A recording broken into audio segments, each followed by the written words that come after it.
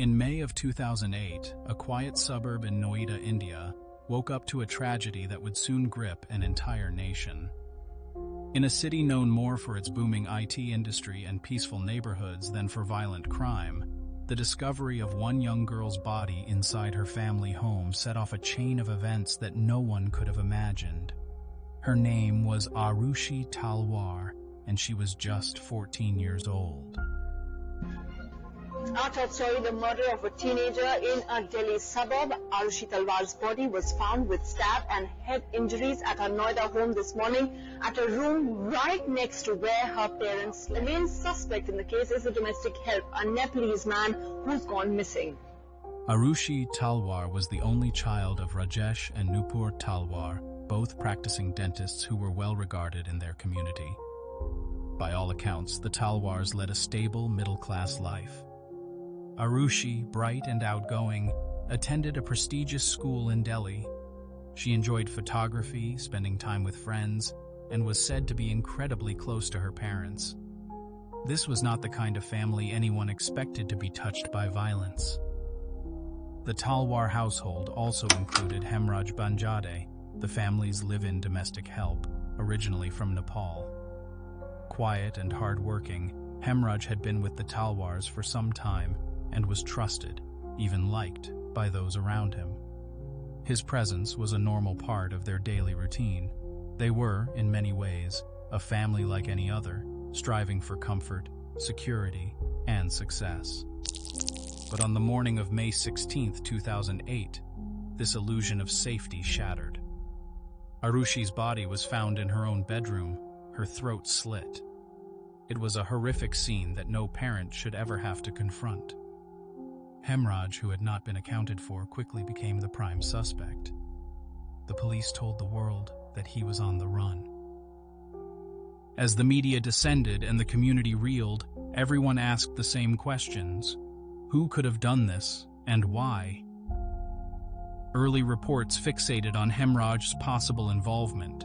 After all, he was missing, and his room was just steps away from Arushi's. But within 24 hours, this narrative took a drastic turn.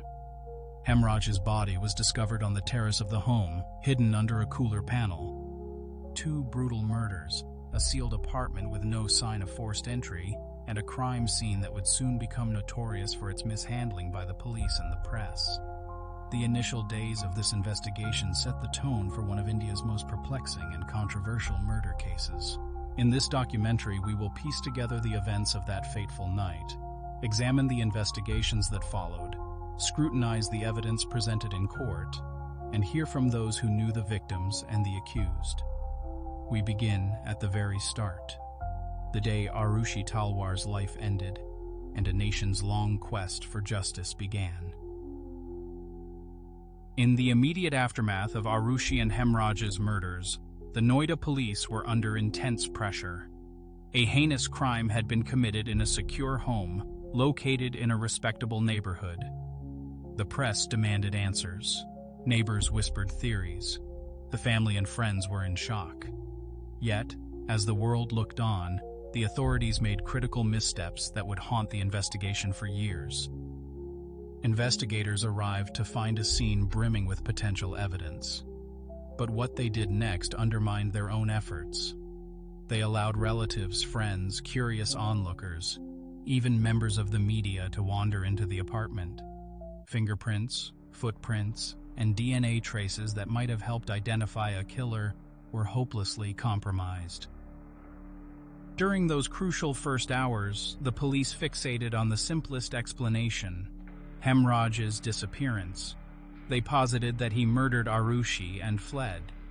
This theory shaped the initial search for suspects, but it crumbled almost immediately when Hemraj's own body was found on the terrace. With him dead, the question became, who else had access to the home, and why would they commit such a brutal act? Other theories emerged. Some officers eyed the Talwars themselves. Could it have been an inside job? Others entertained the notion of intruders, skilled enough to leave no trace of forced entry.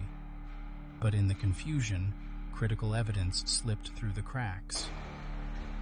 16 तारीख में सुबह police को खबर दी गई के श्रुति का कत्ल हुआ है।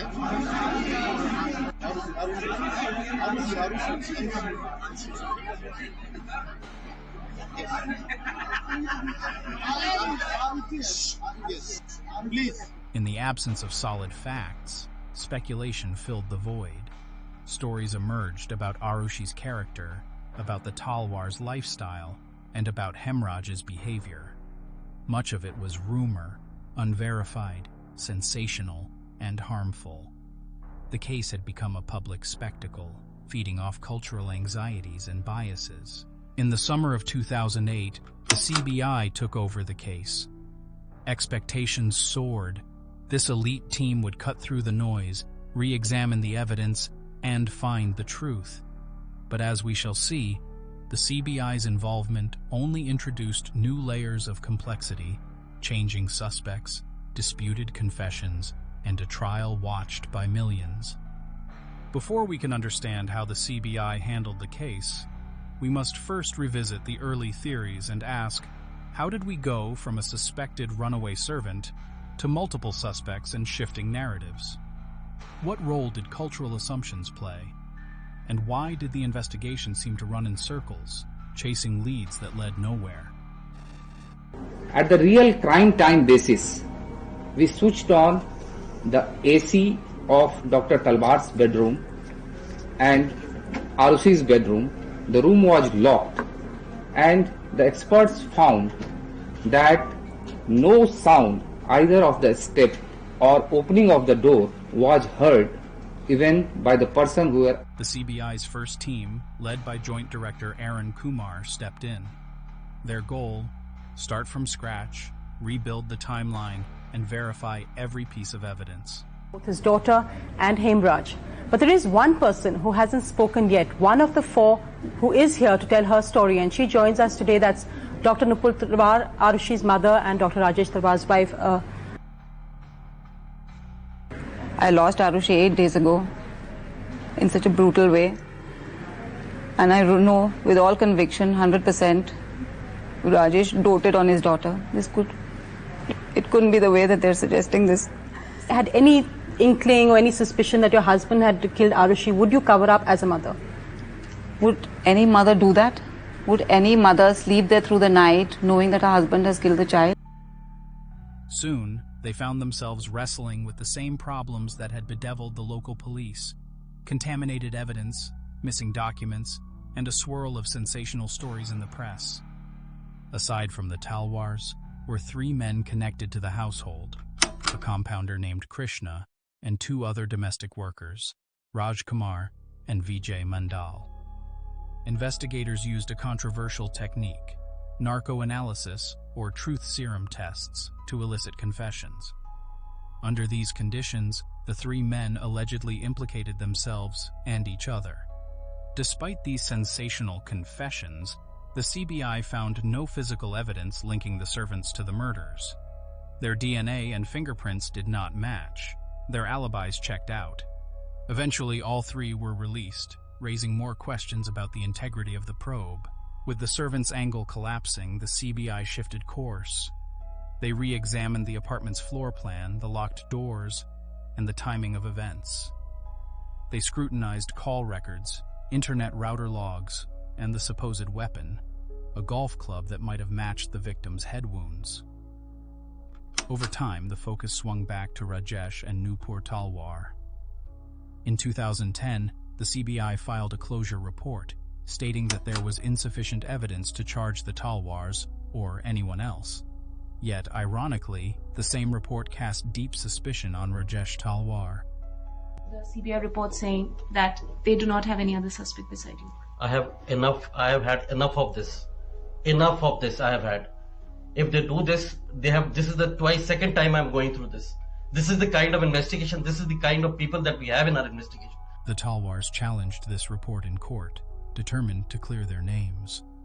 The court instead took cognizance of the CBI's suspicions and ordered Rajesh and Nupur to stand trial for the murders of their daughter and Hemraj.